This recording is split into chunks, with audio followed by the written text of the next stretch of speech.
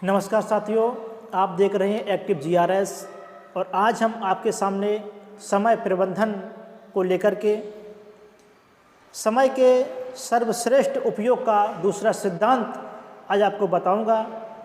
पहला सिद्धांत आपने सुना, उसको आप भली बात समझ गए होंगे। साथियों, समय का दूसरा सिद्धांत है आर्थिक लक्ष्य बनाएं। साथियों, अगर आप जीवन में आगे बढ़ना चाहते हैं तो आपको आर्थिक लक्ष्य बनाना ही पड़ेगा। लक्ष्य से आपकी योजनाओं को आकार मिलता है, योजनाओं से आपके कार्य तय होते हैं, कार्यों से परिणाम हासिल होते हैं और परिणाम से आपको सफलता मिलती है और यह सब लक्ष्य से शुरू होता है। तो साथियों, सबसे पहले आप लोग अपना लक्ष्य बनाएं। जो बच्चे पढ़ रहे हैं वह अपने करियर पर ध्यान दें और जो अपनी नौकरी की तैयारी कर रहे हैं वो उस पर ध्यान दें।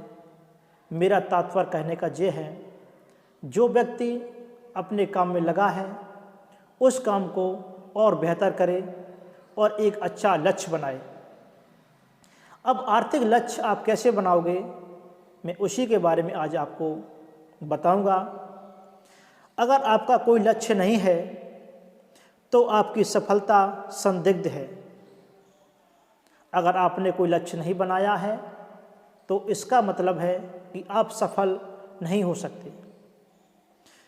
अगर आप यही नहीं जानते कि आपको जाना कहाँ है, आप पहुँचेंगे कहाँ, तो आप कहीं नहीं पहुंच सकते। जैसे किसी यात्रा पर जाने से पहले आपको यह पता होना चाहिए कि आपको जाना कहाँ है, आप जाना कहाँ चाहते हैं, तभी आप पहुंच पाएंगे। उसी तरह आपको यह भी पता होना चाहिए कि आर्थिक क्षेत्र में आप कहाँ तक जाना चाहते हैं।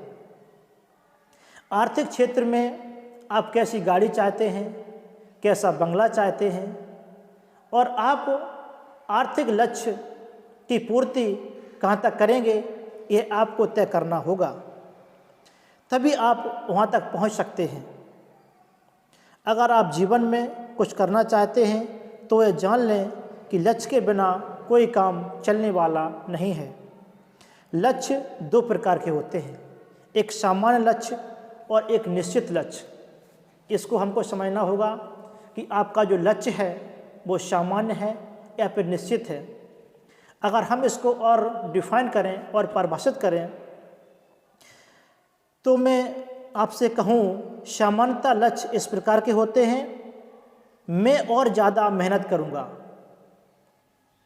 मैं अपनी कार्यकुशलता बढ़ाऊँगा, मैं अपनी योग्यता में वृद्धि करूँगा इत्यादि।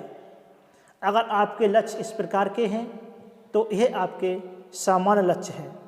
दूसरी ओर एक लक्ष्य होता है वो बिल्कुल स्पष्ट होता है। इस महीने मैं 20,000 रुपये कमाऊँगा, ये आपका स्पष्ट लक्ष्य हो गया। यानी कि आपको कुछ भी करना है, कुछ भी करना पड़े, आपको 20,000 रुपये कमाना है। मैं सॉफ्टवेयर डिजाइनिंग का कोर्स करूँगा या मैं और कोई काम करूँगा। इस प्रकार के जो लक्ष्य होते हैं वो स्पष्ट लक्ष्य होते हैं जिन्हें नापा या जांचा जा सके। साथियों, लक्ष्य जितना स्पष्ट होगा आपके सफल होने की संभावना उतनी ही ज़्यादा होगी। आर्थिक लक्ष्य सफलता के लिए कितने महत्वपूर्ण होते हैं, इसका एक उदाहरण देखें। एक सेल्समैन की पत्नी अस्पताल में लंबे समय तक भर्ती रही। हैरानी की बात यह थी कि उस साल सेल्समैन ने अपनी सामान औसत से लगभग दुगना सामान बेचा था। जब उसने उसकी सफलता का कारण पूछा तो उसने कहा कि अस्पताल का बिल उसके सामने रखा था और वह सटीकता से जानता था कि बिल चुकाने के लिए उतना कितना सामान उसे बेचना पड़ेगा।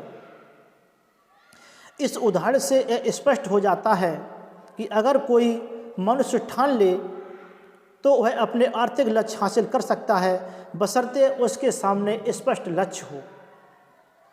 साथियों, आप भी अगर उस गफलत में जी रहे हैं कि आज नहीं कल, कल नहीं परसों ऐसा कुछ हो जाएगा, तो ऐसा कुछ भी नहीं होगा। साथियों, आर्थिक लक्ष्य बनाना बहुत ही आसान है। आपको पहले तो यथार्थवादी ढंग से यह तय करना होता है कि आप हर महीने कितनी धनराशि कमाना चाहते हैं और फिर गणित की सहायता से यह भी पता लगाना है कि इस धनराशि को कैसे कमाया जाए।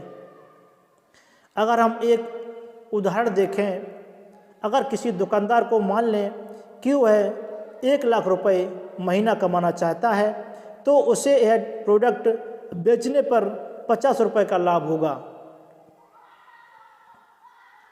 उसे हर महीने 200 प्रोडक्ट बेचने हैं।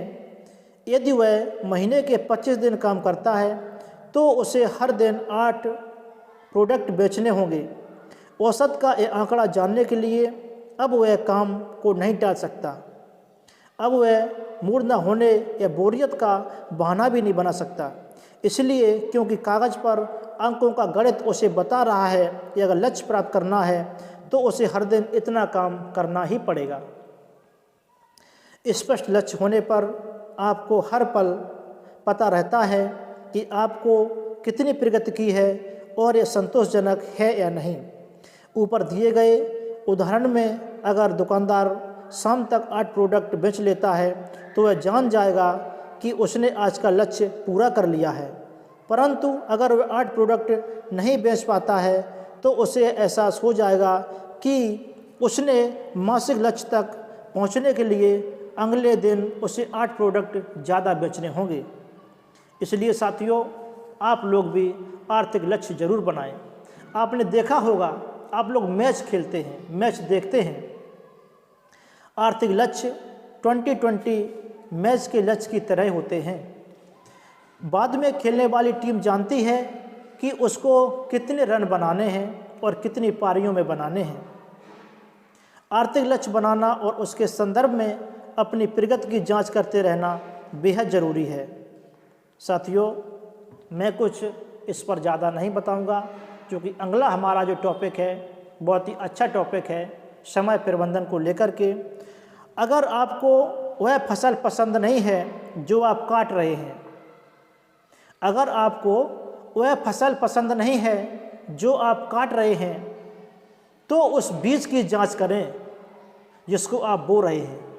इसलिए आर्थिक लक्ष्य जरूर बनाएं, जिससे आगे वाले जीवन में आपका काम स्टेप बाय स्टेप होता चला जाए।